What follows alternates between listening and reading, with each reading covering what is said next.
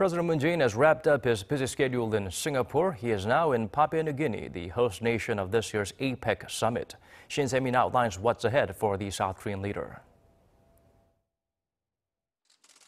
After knocking out two important summits with U.S. Vice President Mike Pence and Russian President Vladimir Putin on the sidelines of the ASEAN meetings in Singapore, President Moon Jae-in is in the second and final stop of his Asia tour, Papua New Guinea.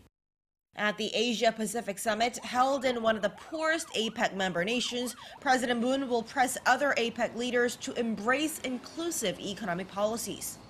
He's expected to talk about how economic integration through free trade and investment, as well as the benefits of the digital revolution, can be evenly distributed to the region's economies. The South Korean leader will also pitch the creation of a joint APEC Digital Innovation Fund that will be used to boost the region's digital capabilities. On the diplomacy with North Korea, President Moon pressed on the need to ease sanctions on the regime to motivate Pyongyang to speed up the denuclearization process.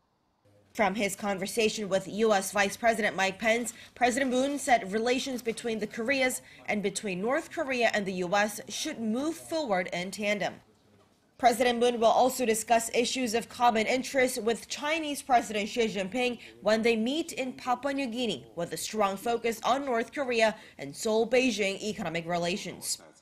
Once he's done that, President Moon will have met with three of the four major players in the region.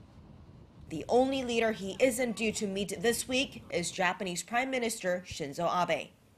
There, in the high-stakes summits of President Moon Jae-in's 6-day trip with Chinese President Xi Jinping in Papua New Guinea. And there, the South Korean leader will ask for Beijing's support in speeding up North Korea's denuclearization process.